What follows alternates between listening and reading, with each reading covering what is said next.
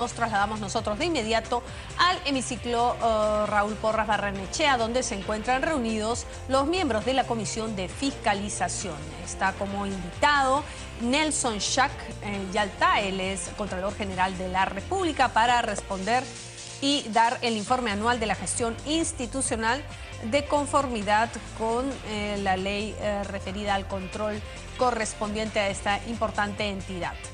Veamos el desarrollo de esta sesión. No solamente luchar contra la inconducta funcional y la corrupción, sino que tiene que también coadyuvar a mejorar la calidad de los bienes y servicios públicos. Es decir, no solamente tenemos que preocuparnos porque el uso legal de los recursos y el cumplimiento de los procedimientos normativos, sino que realmente los servicios se generen con calidad. Y esa es la razón por la que cuando uno mira la definición de la propia ley 27785, dice ¿qué es el control gubernamental? Habla de los actos, resultados de la gestión pública, el uso y destino de los recursos, sistemas de administración, gerencia y control, acciones preventivas y correctivas. Quizá esta es la parte más importante en función de lo cual hemos estado trabajando durante estos ya casi 3 meses. Crear acciones de carácter preventivo, un modelo que previene en lugar de que corrige, ¿no? De hecho, si yo pudiera resumir cuál es el enfoque del modelo de control concurrente o simultáneo que estamos desplegando para la reconstrucción, podría decirles de manera sucinta: no solamente queremos sancionar lo que se hace mal, no, queremos evitar que se haga mal, queremos evitar que pase, contener la inconducta funcional y la corrupción. Y con gran satisfacción debo decir que el modelo que hemos implementado a la luz de la ley que ustedes aprobaron, en la cual nos dieron ese mandato legal, está funcionando. Pero ya lo vamos a ver en unos momentos. El sistema de control en el Perú son 3 cosas: es la Contraloría General de la República, los órganos de control institucional y las sociedades de auditoría. Y la verdad es que aquí hay más de 9,000 personas involucradas controlando, ¿no? Por todo lo que acontece en nuestro país, que es de público conocimiento a partir de los medios de comunicación y de las propias denuncias que ustedes nos trasladan, gracias a lo cual nosotros podemos en muchos casos intervenir y darnos cuenta de manera puntual de lo que está pasando y actuar en consecuencia. La efectividad del sistema de control en general es baja. Hay más de 3,200 personas aproximadamente en la Contraloría, ¿no? Hay 4,200 personas en las OSIs y hay más de 1,500 personas, profesionales privados, independientes, que trabajan en las sociedades de auditoría, ¿no?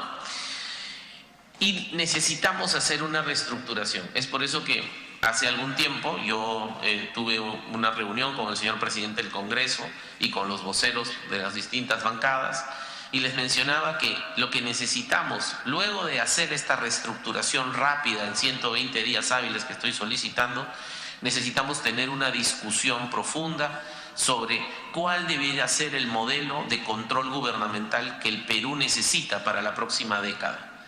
Y en esa perspectiva, eso no debe ser un proyecto solamente de los auditores o de los contralores. Eso debe ser un proyecto donde participen activamente la clase política, los gestores, la ciudadanía, la academia.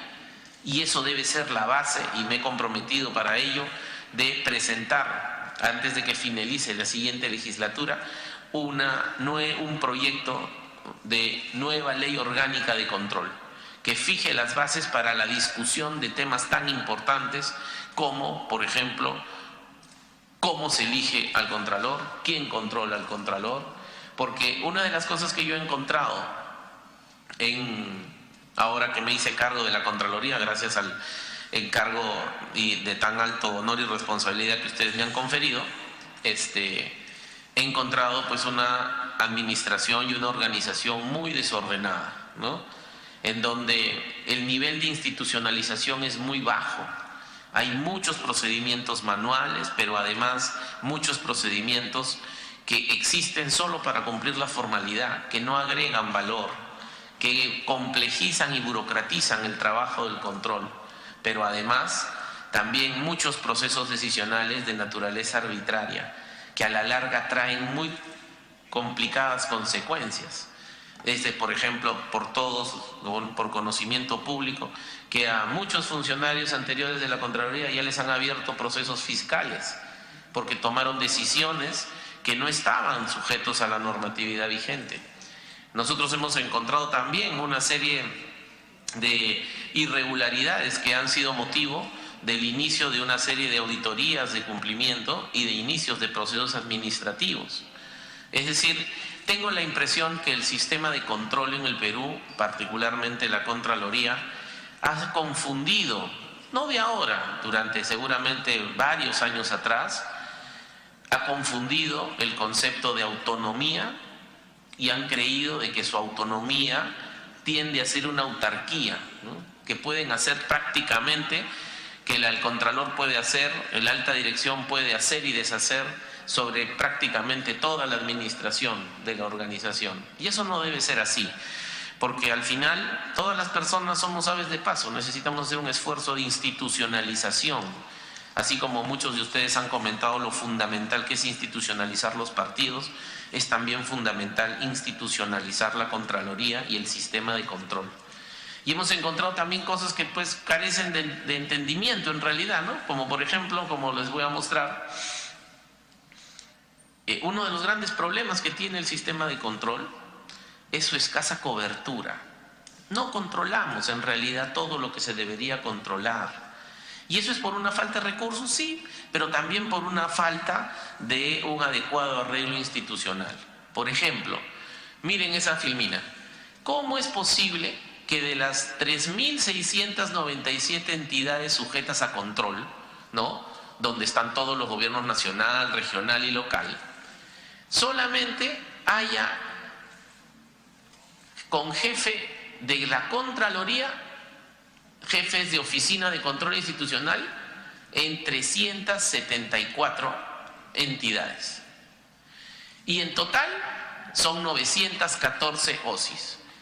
O sea, en el 91% de todos los municipios distritales de nuestro país no hay OSI.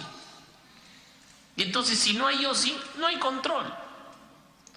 Pero incluso en las OSIs donde existen, las OSIs no los controlo yo, no dependen de la Contraloría, dependen de la propia entidad.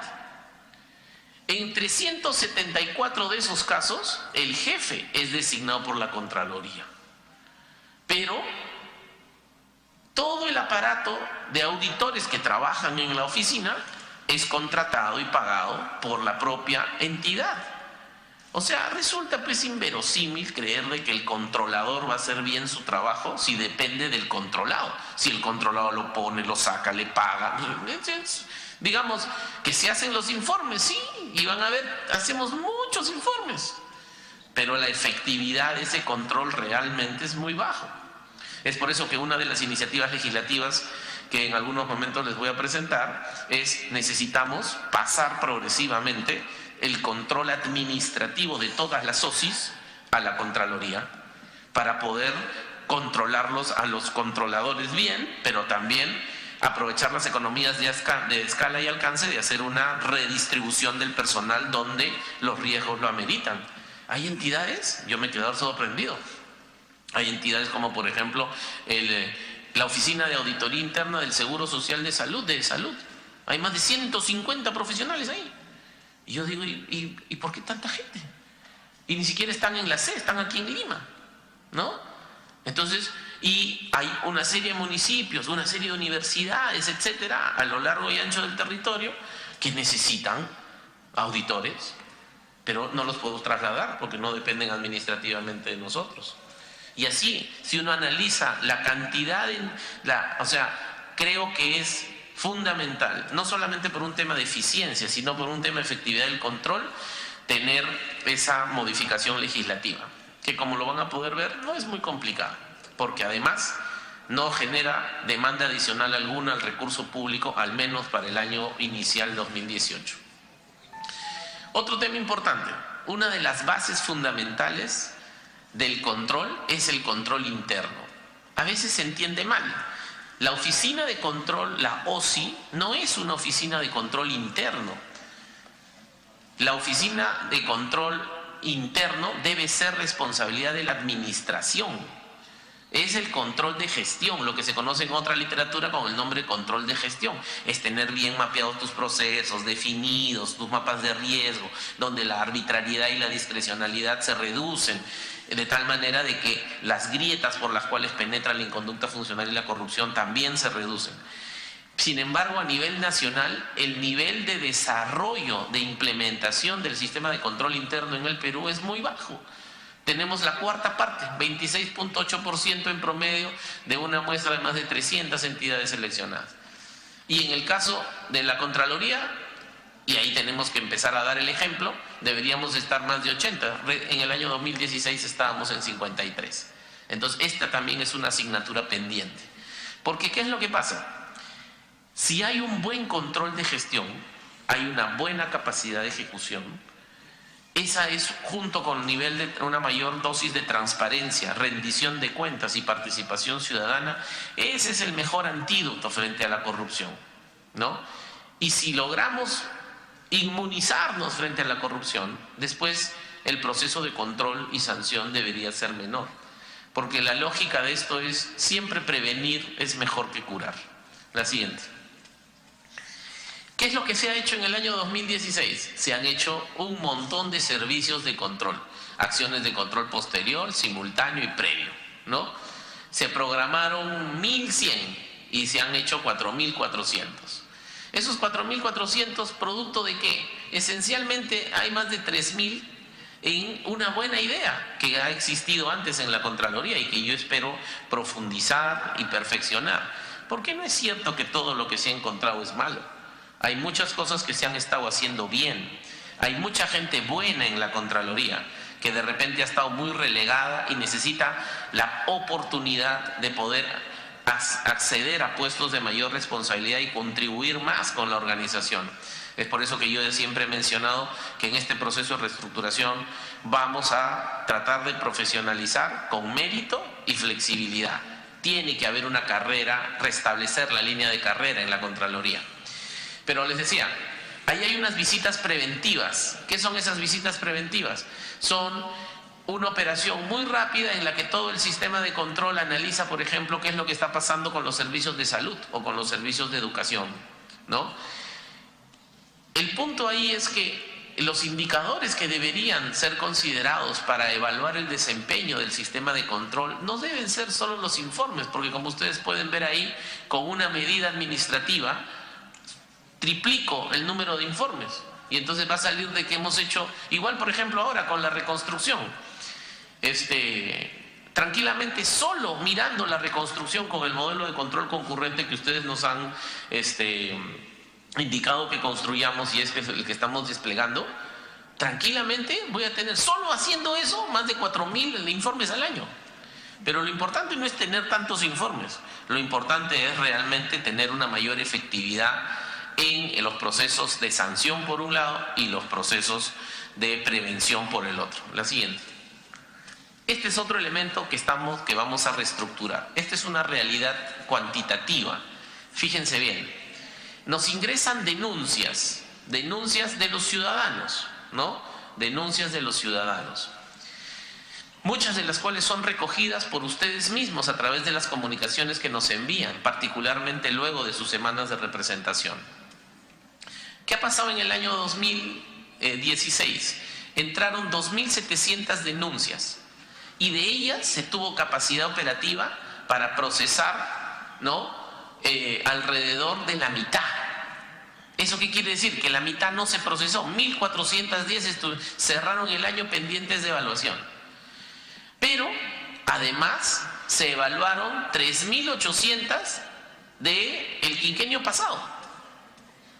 Es decir, la Contraloría actualmente no tiene capacidad para poder atender en un plazo razonable todas las demandas, todas las denuncias que llegan.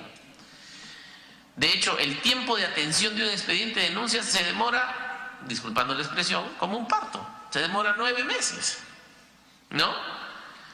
Entonces, ¿qué es lo que vamos a hacer? Vamos a bajar este número, y eso esperamos empezarlo a hacer en el marco de este proceso de reestructuración, con algunos cambios normativos y de procedimiento, lo vamos a bajar a 2. ¿no? El próximo año la Contraloría se va a demorar en atender un expediente de denuncias no más de 2 meses, ya 3 a lo sumo, porque vamos a hacer una reestructuración y una reingeniería de todo el sistema de denuncias, ¿no? Que nos permita realmente poder atender a la gente con cierta celeridad razonable, ¿no? La siguiente. Y les decía, en el tema de recomendaciones, como yo siempre les digo a mis auditores, ¿de qué sirve un informe de auditoría en el cual uno hace una recomendación y esa recomendación nunca se implementa? Eso valor público no genera, porque es simplemente un buen documento que se pone en un anaquel. Y aunque les parezca mentira, hay más de 70.000, casi 70.000, 69.513 recomendaciones pendientes de ser implementadas. Es por eso que yo he mencionado muchas veces, el sistema de control en el Perú, como muchos otros sistemas en América Latina en los cuales yo he tenido oportunidad de conocer y trabajar, trabajan demasiado, trabajan mucho, logran poco. ¿Por qué? Porque tienen un problema estructural en su diseño, ¿no? Tenemos que migrar el enfoque de la gestión de la Contraloría y del sistema de control, de tener solamente producción, a un enfoque por resultados, de tal manera de que, por ejemplo, nos preocupemos en cómo mejorar la calidad de esas recomendaciones. Y siempre me decían, sí, pero esas recomendaciones dependen de la implementación de la decisión de la entidad. Pero entonces creemos un arreglo institucional que refuerce el compromiso de la entidad a crearlas, a ponerlas en práctica, ¿no? La siguiente. Y eso pasa con el procedimiento administrativo sancionador, ¿no? Esta es la lógica del embudo de cualquier procedimiento penal, solamente que en este caso no es penal, es administrativo funcional, pero la lógica de la gestión del expediente es la misma. Fíjense lo que ha pasado, ¿no? Entre el año 2013 y el año 2016 han ingresado 15.880 funcionarios, es decir, los informes de auditoría que ha hecho la Contraloría, sus informes de control, han identificado presunta responsabilidad administrativa funcional en 15.800 funcionarios.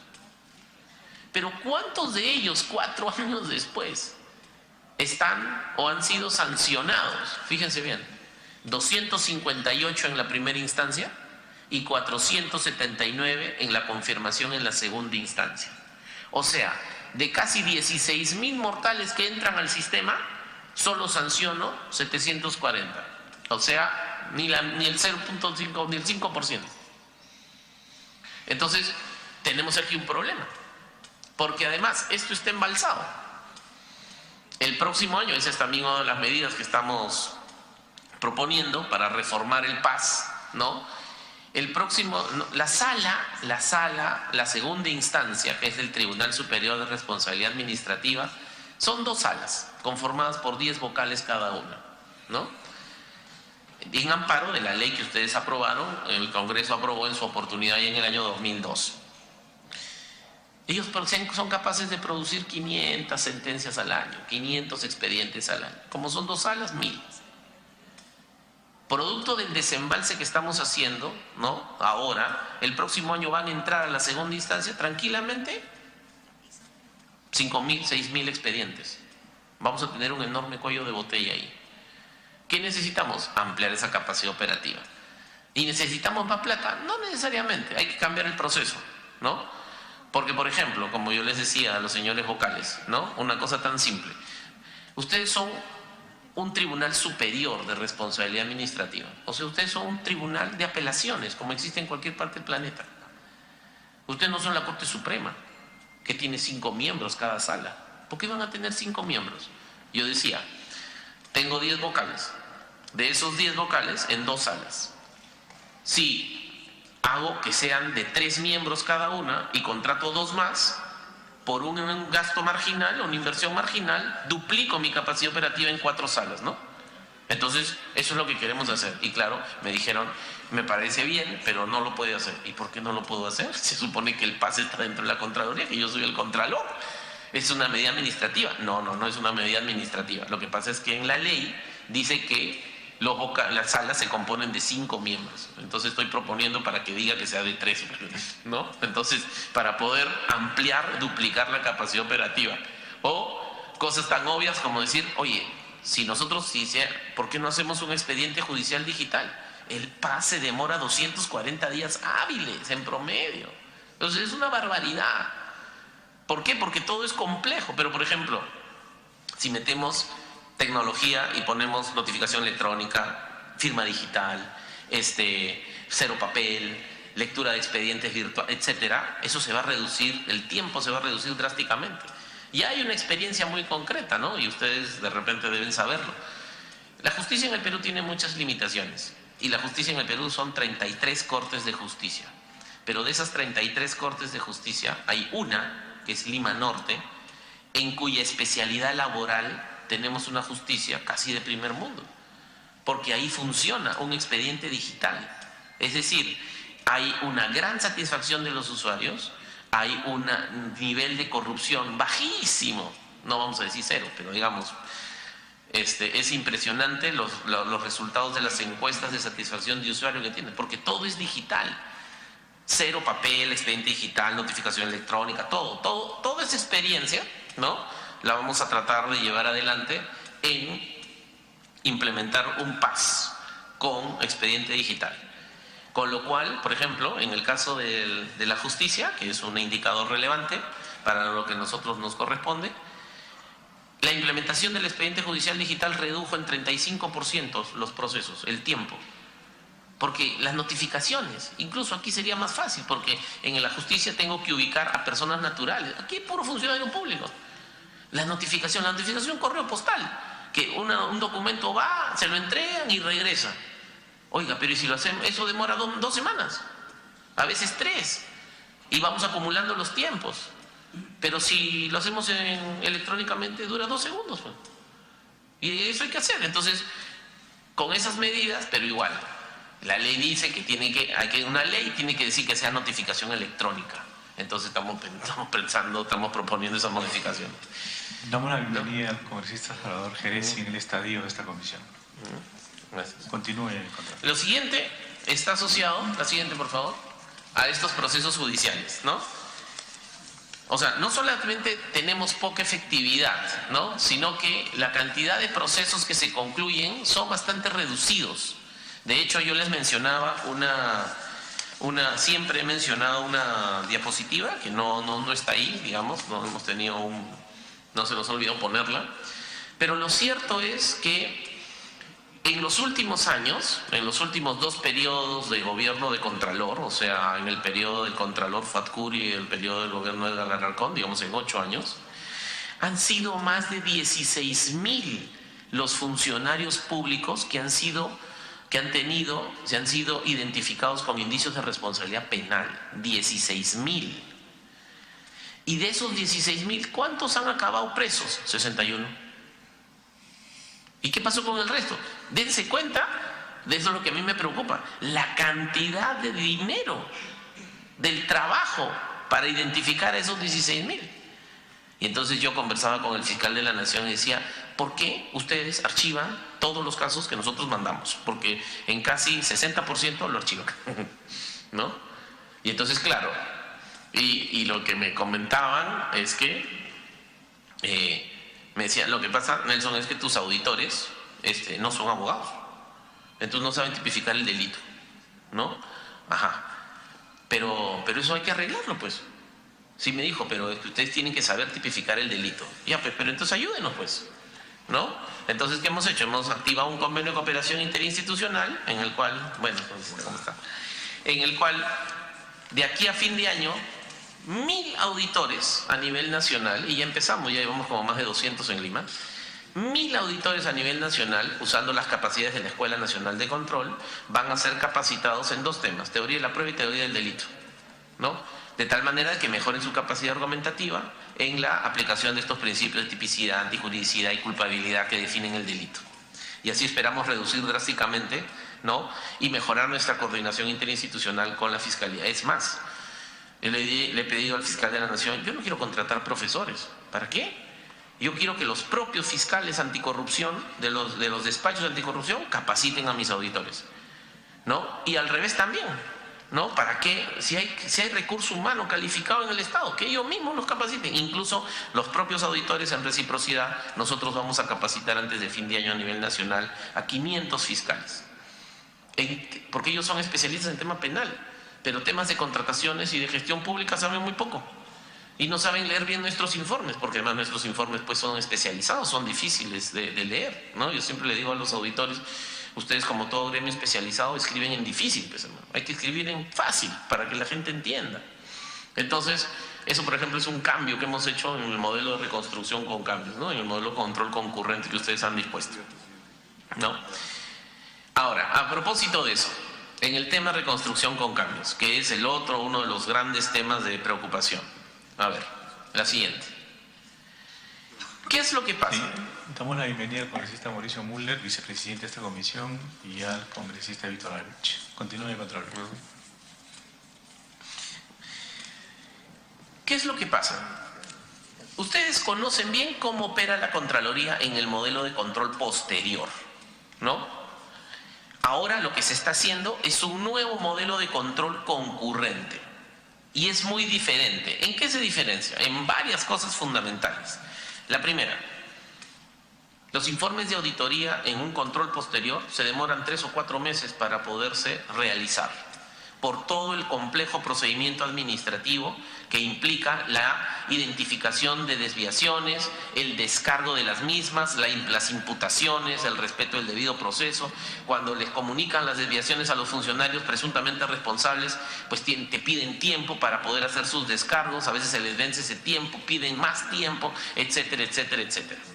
Entonces yo siempre decía, yo me acuerdo que apenas ustedes me eligieron Contralor, salió en los medios de comunicación una serie de denuncias respecto a una presunta sobrevaloración de los módulos de vivienda temporal, ¿no? Y entonces dispusimos rápidamente de que se inicie una acción, una auditoría de cumplimiento, ¿no? Yo le envié una comunicación formal, me acuerdo al ministro Elmer, y entonces el ministro de Vivienda de ese entonces, ¿no? Resulta que ya el ministro ya no es ministro.